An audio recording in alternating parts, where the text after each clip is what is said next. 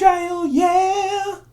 Today I am going to be showing off one of the projects that I worked on in my time at the University of Colorado-Boulder. This is our custom student start and end date LTI that we built for the Office of Continuing Education. So basically, CE was experiencing an issue with self-paced courses. So these are courses that do not have a defined start and end date on the academic calendar. Instead, the student starts the course whenever they enroll, basically.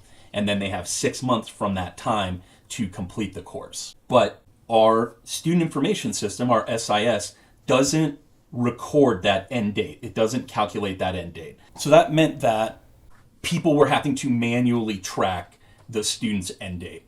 And that duty usually fell onto the instructor. So they would have to because they need to know when the student's end date has passed so that they stop grading their work, because the student's enrollment was not automatically canceled when their end date passed. They would still be sitting in the course.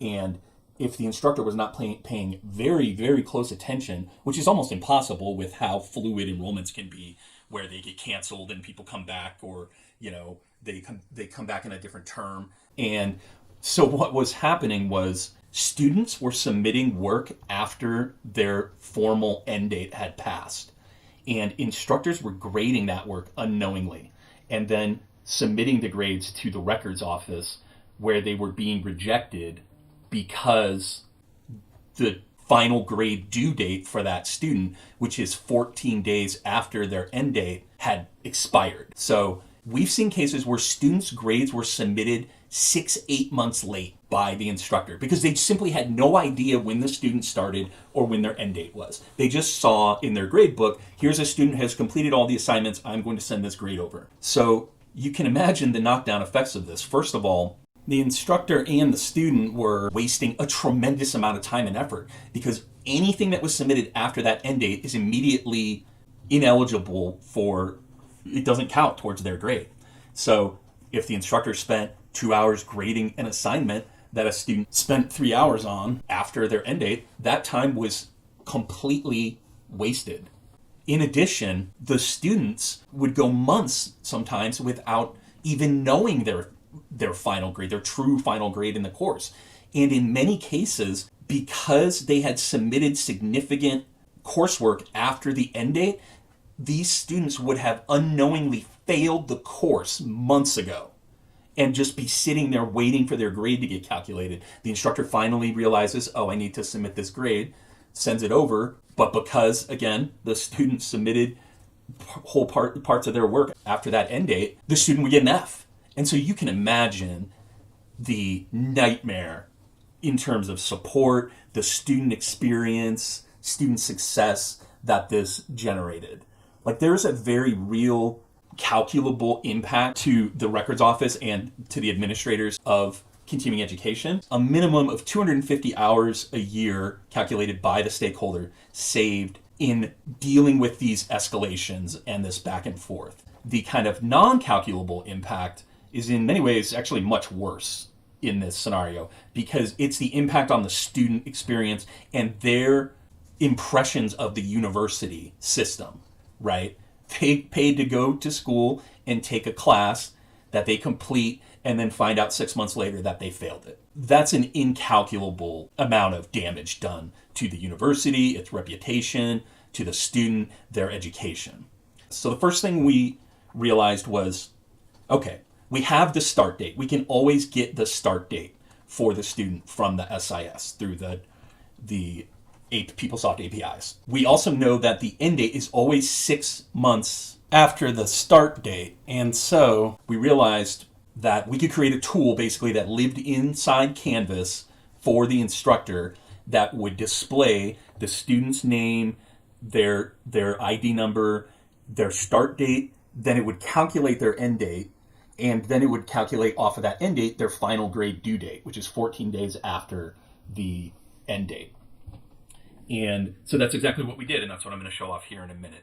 We basically created our own custom Canvas integration that I designed the UI, if you want to call it that. It is very basic, deliberately so, because I wanted it to be lightweight, easy to maintain, relatively quick to deliver, and something that we could get into users' hands relatively quickly, and to display all this data in Canvas so that the instructor does not have to step outside of the LMS to do it, because they're far less likely to engage with material that doesn't exist within the LMS that they're already working in. And so we built that as what's called an LTI and integrated it straight into Canvas. On top of delivering this LTI, we also delivered a custom job that emails the instructor on the end date of the student, telling them the final grade due date, and then a secondary email if they have not already submitted the final grade, reminding them to do so on the final grade due date. So between those two customizations that we built, we empowered the instructors to have easy access to this information, reminders to make sure that they don't forget to submit it if they're not regularly checking the tool that we built. And so we're very excited about that. And we actually won the CU Innovation and Efficiency Award for our work on this tool, which I am going to show you right now. Okay, so here I am in my Canvas sandbox. And to access the tool, I'm going to scroll down and click on this link in the course navigation titled BSO Student Start and End Dates. Now I'm going to click on this link, and then I'm going to go to a static screenshot. Okay, and so here is an example of the tool. You can see that I have blocked out the first name, last name, and SIS-ID for the users because I need real users to show the date calculation functionality, but I don't want to expose any personally identifiable information. Normally those columns obviously would be, filled with student data. So the tool, again, gives the instructor the ability to select the number of entries that they would like to display. Some of these courses are very, very large, hundreds of students, and we wanted to make sure that the tool was scalable. And so in the event that the instructor were to experience some kind of slowdown, reducing the number of shown entries at any one time would help mitigate that. We built that in just in case. And you can see here, we're pulling the start date for the user from our student information system, PeopleSoft.